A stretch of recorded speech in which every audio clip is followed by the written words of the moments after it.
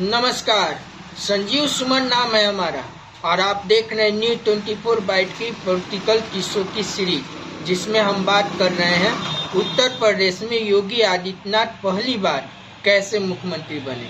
अब तक की कहानी में आपने देखा कि एक व्यक्ति जो फ्लाइट का इंतजार कर रहा था लखनऊ जाने के लिए, उसे बैक टू बैगेज वापस फिर से जाना तो पड़ा, लेकिन वो वापस दिल्ली चला गया। दूसरा व्यक्ति जो अभी उसे ठीक यानी कि 17 मार्च को उसे ताकीद किया गया, लखनऊ पहुंचे।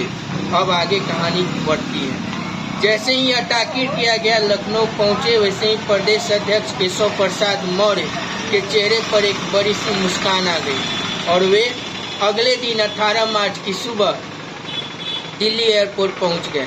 वहां पे एक और व्यक्ति पहुंचे थे, बीजेपी के नेता गोरखपुर के सांसद योगी आदित्यनाथ। उनके साथ उनके कुछ समर्थक, यही कोई 6-7 के समर्थक रहे होंगे जो उनके साथ थे।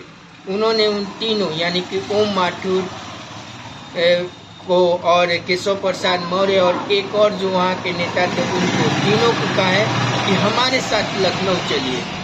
सभी गए, एक ही साथ गए, चार्टर से गए, जो सिर्फ और सिर्फ योगी आदित्यनाथ को मिला था।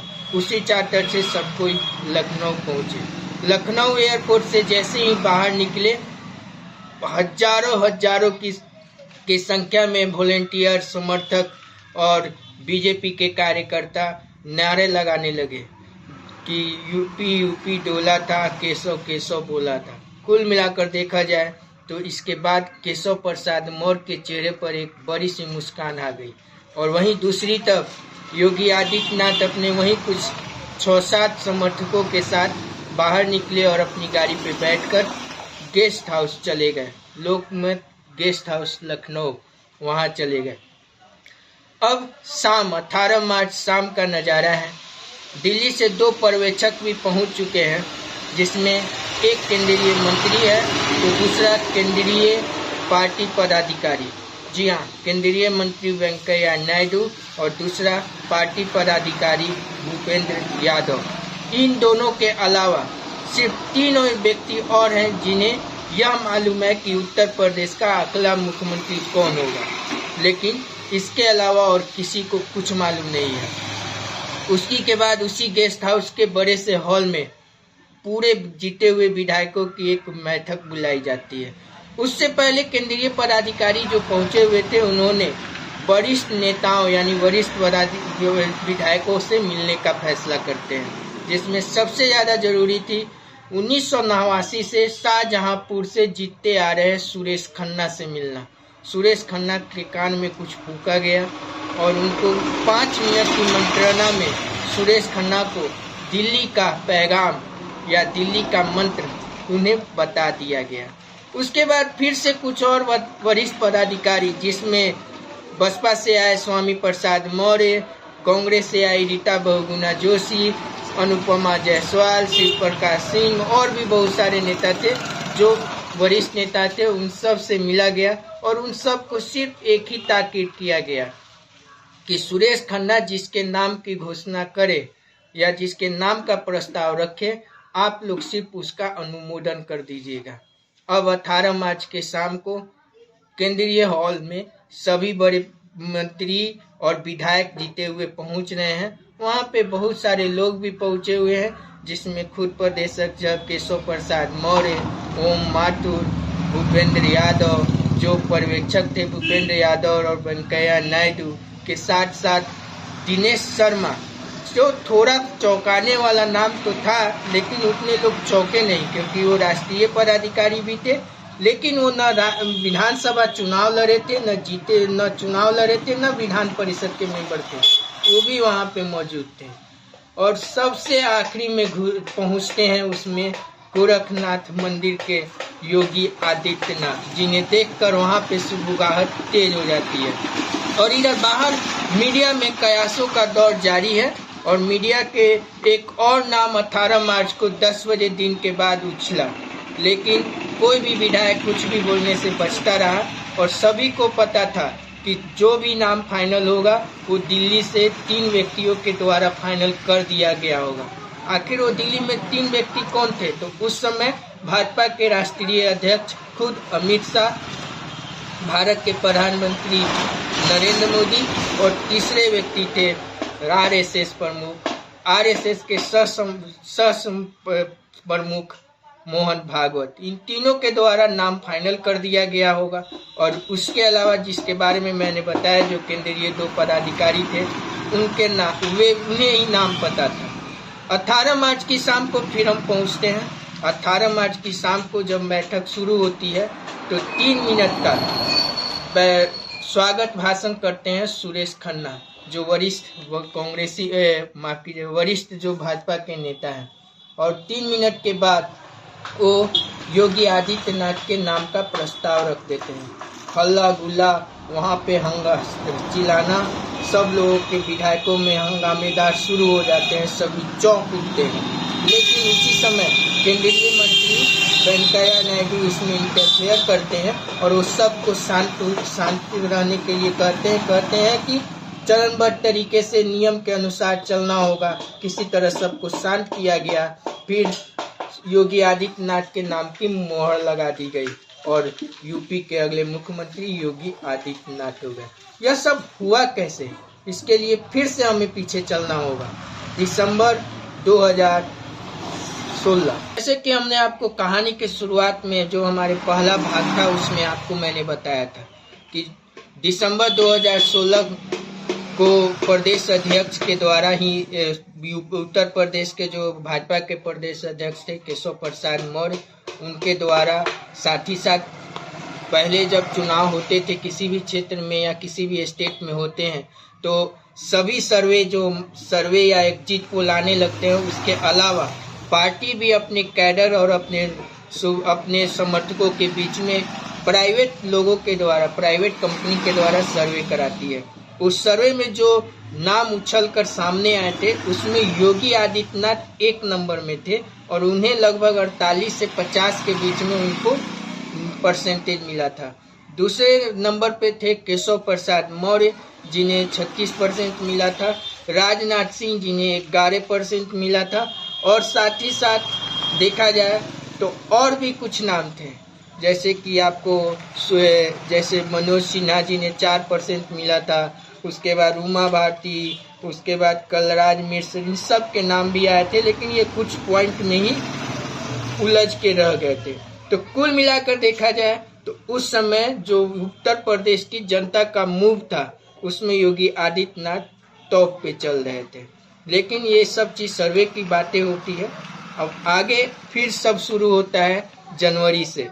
जब जनवरी 2017 में टिकट का वितरण शुरू होता है तो भाजपा आला कमान दिल्ली के लेवल पे अलग ही काम हो रहे थे, लेकिन प्रदेश में यानी कि उत्तर प्रदेश के जो वहाँ की जो स्टेट इकाई थी उसमें अलग ही तरीके से वहाँ के अपने जो लोकल नेता थे अपने ही शतरंज की बिसाते बिछा रहे थे, अपने समर्थकों अपने शुभचिंतकों को टिकट बांट रहे थे। वहाँ पे गोरखनाथ पीठ या गोरखनाथ मंदिर या उसके जो ताकत है उसकी अनदेखी भी की जा रही थी और खुद योगी आदित्यनाथ को गोरखपुर और उसके आसपास के क्षेत्रों के लिए भी कुछ सुना नहीं जा रहा था, कुछ बातें सुना भी नहीं जा रहा था। लेकिन इस सब को देखकर उनकी जो अपनी यानी कि योगी आदित्यनाथ की जो अपनी हिंदू वाहिनी सेना थी वो अब उग्र रूप अख्तियार कर लिया था और उसी के बाद में देखते हुए फिर बीच में इंटर होती है दिल्ली हाई कमान की। हम आला कमान नहीं बोल सकते हैं क्योंकि आला कमान कांग्रेस का होता है। दिल्ली का जो टीम था यानी दिल्ली का जो हाई कमान था उसमें योगी आदित्यनाथ को वहाँ तलब किया जाता है। योगी बाबा को वहाँ बुलाकर उनके कान में कुछ मंत्र फूके जाते हैं। योगी बाबा खुश हो जाते हैं और वो फिर वापस पूरा आ जाते हैं। टिकट वितरण होता है, चुनाव की प्रक्रिया शुरू हो जाती है और फिर आगे चलकर ये होती है कि जब चुनाव की प्रक्रिया शुरू होती है तो यूपी के भाजपा के नेताओं के जो 40-50 की जो लिस्ट तैयार होती है, जो स्टार प्रचारकों की लिस्ट होती है, उसमें योगी आदित्यनाथ का नाम नहीं होता है। लेकिन पहले चरण के चुनाव पर यानी कि जब पहले चरण का चुनाव की जब प्रचार शुरू होता है तो वहाँ पे एक ट्विस्ट हो जाती है। पश्चिमी यूपी में चुनाव शुरू हुए। पहला चरण पश्चिमी यूपी से शुरू हुआ और वहां पे योगी आदित्यनाथ की मांग सबसे ज़्यादा बढ़ गई और इसको देखते हुए खुद दिल्ली से हाई कमान के तरफ से योगी आदित्यनाथ को एक और पैगाम आता है कि आप गोरखनाथ पीठेश्वर छोड़िए और दिल्ली में आपको जो दिया गया है गुरु नानक गुरुद्वारा पे जो आपको सांसद के तौर पे जो आपको घर दिया गया है, आप वहाँ रहिए। योगी आदित्यनाथ उसके बाद गोरखपुर छोड़कर योगी आदित्यनाथ अपने आवास 19 रकाबगंज रोड जो गुरुद्वारा रकाबगंज रोड पे जो उनका घर था वहाँ पे शिफ्ट हो गए। सुबह में जाते, पूरे दिन भर यूपी के अलग अलग क्षेत्रों में चुनाव प्रचार करते, शाम को आते, अपने आवास पे पदाधिकारियों और कार्यकर्ताओं को प्रॉमिस करते, अधिकारियों को हाँकते, सब कुछ होता रहा था। उनकी अपनी कॉन्फिडेंस लेवल भी बढ़ता जा रहा था। इस सब को देखते हुए अब उनके दरबार में खुद मीडिया चैनल भी पहुंचना शुरू कर दिए। मीडिया कर्मी भी उनसे सवाल जवाब करने लगे और वहां पे जब मीडिया कर्मी बाद में बता रहे थे बाहर निकलकर, जो बातें छन छन कर निकलकर सामने आ रही थी, उसमें यह बात स्पष्ट होती दिखाई दे रही थी कि मीडिया को भी यह आशंका होने लगा था कि हाई कमान की तरफ से कुछ न कुछ तो जरूर प्रॉमिस किया गया है, क्योंकि जिस तरह से खुद योगी आदित्यनाथ का बॉडी लैंग्वेज हो, चाहे उनके कार्यकर्ताओं का बॉडी लैंग्वेज हो, जिस तरीके से वो किसी भी बात को या किसी भी चीज़ को लेकर अपना वक्तव्य रखते या किसी चीज़ को करने की बातें कहते, और जिस तरह से उन लोगों का अपना काम काज करने का और कॉन्फिडेंस लेवल था, उस सब को देखते हुए तो यही लग रहा था कि कुछ तो है। लेकिन इन सब के बीच में सबके दिमाग में एक ही बात था कि यूपी में भाजपा अपने दम पे कम से कम 250 से ऊपर सीट ले आए, तभी जाकर कुछ बात बन सकती है। और चुनाव परिणाम आए, और चुनाव परिणाम आने के पहले जब उनका घोषणा पत्र आया, वो भी योगी आदित्यनाथ के कॉन्फिडेंस को बढ़ाने के लिए काफ़ी था, क्योंकि उनके घोषणा पत्र में जो बातें रखी गई थी उस सब का चीज़ उनके जो एटीट्यूड था उस सब से मेल खाता था। जैसे कि उनकी मांगे अवैध बूचर खाना बंद करना, या फिर महिलाओं और लड़कियों के लिए सुरक्षा को लेकर एंटी रोमियो स्क्वायर बनाना, इत्यादि जो भी उनकी मांगे थी, उस सब को उनके घोषणा पत्र जब जनवरी 2017 में जब उत्तर प्रदेश में जब सभी मीडिया कर्मियों के सामने लाया गया, तो स्टेज पर भी योगी आदित्यनाथ के साथ खुद सुनील बंसल, केशव प्रसाद मौर्य से लेकर सभी मौजूद थे, और साथ ही साथ उधर राजनाथ सिंह वहां पे मौजूद नहीं थे। और यह भी एक संकेत मिल रहा था कि राजनाथ सिंह यूपी के मुख्यमंत्री के दौर से बाहर हो चुके हैं। इन सभी कयासों के बीच में जब चुनाव आए तो झूम के आई, सत्ता आई भाजपा के पास, झूम के आई। जैसा कि आप सब जानते हैं कि 312 अकेले बीजेपी को आया और उनके पूरे एनडीए यानी कि उनके पूरे घटक दल को मिला के 350 हो गया। उसके बाद में आने के बाद में दिल्ली से लेके लखनऊ और यहाँ तक कि नागपुर तक बैठकों का दौर शुरू हुआ। और उसी बीच 2024 को ध्यान में रखकर जो संघ के बड़े पदाधिकारी थे, जिनका नाम था कृष्ण गोपाल, जी हाँ, संघ के बड़े पदाधिकारी कृष्ण गोपाल ने संघ के नंबर 2 भैया जी जोशी को योगी आदित्यनाथ का नाम सुझाया। उसके बाद में भैया जी जोशी ने इस बात के लिए राय लिए संघ प्रमुख मोहन भागवत से। मोहन भागवत और अमित शाह की राय एक हो रही थी और इस तरीके से योगी आदित्यनाथ उत्तर प्रदेश के मुख्यमंत्री बन गए। लेकिन इन सब के बीच में एक और घटनाक्रम हो रहा है, और वो घटनाक्रम था कि योगी आदित्यनाथ को इतनी आसानी से यह सब कैसे मिल गया। इस सब को लेकर खुद योगी बाबा ने कुछ दिनों के बाद मीडिया में अपना यानी कि मीडिया को जब वो पहला इंटरव्यू दिए तो उन्होंने इस रहस्य को खोला, और जो रहस्य खुलकर सामने आया वो रहस्य यही था कि मात्र 3 दिन की बैठकों में वो यूपी के मुख्यमंत्री बन गए।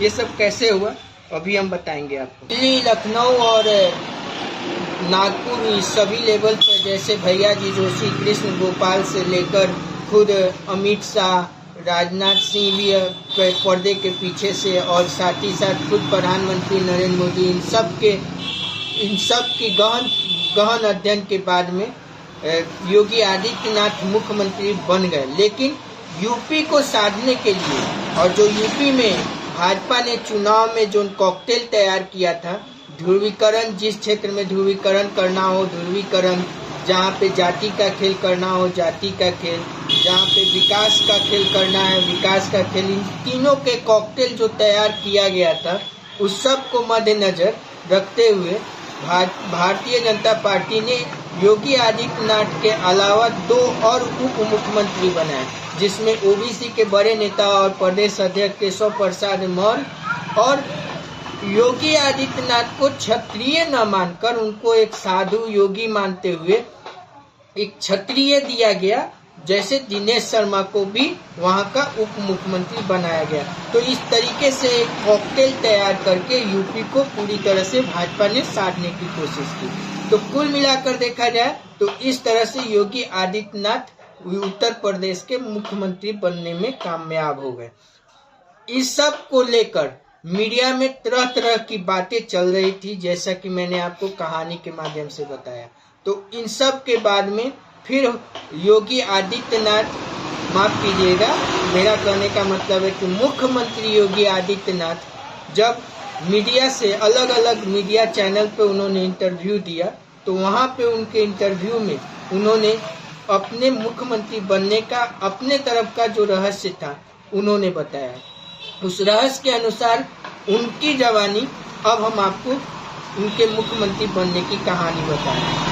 उन्होंने आपको जो कहा उसमें उन्होंने स्पष्ट रूप से बताया कि भारतीय जनता पार्टी के तरफ से मुख्यमंत्री के दावेदार के तौर पे मैं कहीं भी नहीं था। यहाँ तक कि जनवरी में जब मुझे स्टार प्रचारक की पहली लिस्ट जारी हुई तो मैं स्टार प्रचारक में भी नहीं था। लेकिन जब मेरी मांग बढ़ी और हमें कार्यकर्ता, पदाधिकारी और क्षेत्र के लोगों ने बोले कि योगी आदित्यनाथ को आना चाहिए, उनको भाषण देना चाहिए, तब दिल्ली हाईकमान ने मुझे 19 गुरुद्वारा जो मेरा आवास है, जो हमको संसद के तौर पे यानी कि एक सांसद के तौर पे मिला है, उसमें आके रहने के लिए कहा गया। तो हमने अपने पार्टी के आदेश का पालन किया और तब हम जाकर वहाँ पे रहने लगे। और चुनाव के बीच में ही एक और बड़ी घटना घटी, और वो घटना यह थी कि उस समय के तत्कालीन विदेश मंत्री सुषमा स्वराज का जनवरी के 5 या 6 तारीख को एक फोन आता है कि पोर्ट ऑफ स्पेन में कुछ डेलीगेट्स जा रहे हैं, सांसदों की एक टीम जा रही है, आपको उनको लीड करते हुए वहां जाना है। तो योगी आदित्यनाथ ने फोन पर ही हमने कहा कि कहाँ मुझे मैडम इस समय फंसा रही हैं, मैं नहीं जाना चाह रहा हूँ। लेकिन उनके बहुत कहने पर मैंने जाने के लिए ओके कर दिया, और यह हमें 14 तारीख को जाना था और उधर से वापसी 22 या 23 मार्च को होना था। लेकिन उसी बीच में क्या हुआ कि फिर बीच में 2-3 दिनों के बाद में विदेश मंत्रालय से फोन आया कि हमें अपना पासपोर्ट देना चाहिए, भिजवा दीजिए। तो पासपोर्ट चला गया, मेरा वीज़ा के लिए पीएमओ में चला गया। फिर मुझे चुनाव के ठीक यानी कि रिजल्ट जब चुनाव खत्म हो गए तो उसके 2-3 दिन पहले मुझे फोन किया गया कि आपका पीएमओ से आपका पासपोर्ट वापस हो गया है। प्रधानमंत्री मोदी जी इसमें खुद दखल दे दिए हैं और वो बोल रहे हैं कि आपको कि उत्तर प्रदेश का रिजल्ट आने वाला है, तो आप इस दौरे में नहीं जाएंगे। मुझे एक अजीब लगा कि क्यों मुझे रोका जा रहा है। फिर हम रुके और बाद में जाने के लिए तैयार। बाद में उसके कल होकर जब चुनाव प्रचार खत्म हो गए तो हम राष्ट्रीय अध्यक्ष अमित शाह जी से मिलकर और मिलने गए, उनसे मुलाकात हुई, जो सिर्फ चुनाव से और प्रचार से रिलेटेड और रिजल्ट क्या होंगे उसी सब के बारे में थोड़ी बहुत बात हुई।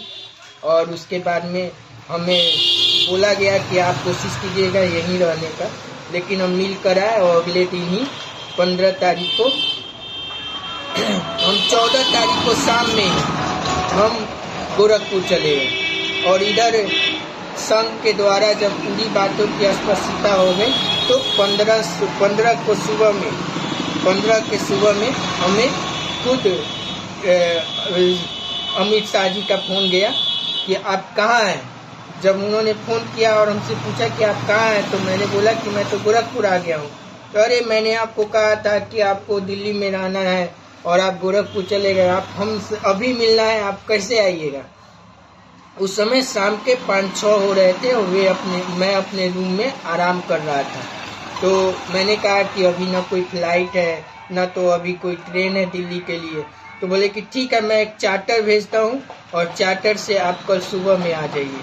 वही 16 तारीख की सुबह योगी आदित्यनाथ अपने गोरखनाथ मंदिर की अपनी पूजा अर्चना के बाद अब एक फ़ोन कॉल और एक चार्टर का इंतज़ार करते हैं। कुछ देर में चार्टर आती है और उस चार्टर से दिल्ली रवाना हो जाते हैं। दिल्ली रवाना होने के बाद उन्हें अमित शाह से भेंट करते हैं। अमित शाह उनको यह ताकीद करते हैं कि अब आपको उत्तर प्रदेश का मुख्यमंत्री बनना है तो आप लखनऊ चले जाइए। मैंने पूछा कि लखनऊ में क्यों जा रहा हूँ, मैं तो अभी आया हूँ गोरखपुर से। तो नहीं, अब आपको उत्तर प्रदेश की कमान संभालना है। तब मैंने कहा कि मुझे पीएम सर से, प्रधानमंत्री जी से बात करना है। तो उधर मुझे प्रधानमंत्री से बातें हुई और फिर हमें यह कहा गया कि आप इसे किसी को नहीं बताइएगा। और ये सारी घटना 15, 16 और 17 के बीच में घटी और हमको ये कहा गया कि आप कल इसी चार्टर से लखनऊ चले जाइए, लेकिन हमें ये कहा गया कि आप किसी को कुछ नहीं बोलिएगा। मुझे ताकीद किया गया कि आप इस बारे में अभी कुछ मत कहिएगा, क्योंकि अगर ये मीडिया में लीक हो गया तो हंगामा मच जाएगा। ऐसा इसलिए था क्योंकि 18 मार्च को ही उत्तराखंड के मुख्यमंत्री का शपथ ग्रहण था। अगर ये बात मीडिया में आ जाती तो कुछ हंगामा हो जाता और सब जगह यही चलने रहते, तो वहाँ का सस्पेंस यानी कि वहाँ का जो काम था वो थोड़ा सा फीका पड़ जाता। इस सब के लिए के चलते उन्हें कुछ भी बोलने से मना कर दिया गया। फिर वे वहाँ से अपने गुरुद्वारा रकाबगंज आवास पे पहुँचते हैं और अपने सहयोगियों को कपड़े बांधने का हुक्म देते हैं और अगले दिन वे पहुँच जाते हैं जहाँ पे लखनऊ, जहाँ पे उनके नाम की घोषणा होती है मुख्यमंत्री पद के लिए। तो यह थी मुख्यमंत्री योगी आदित्यनाथ की कहानी।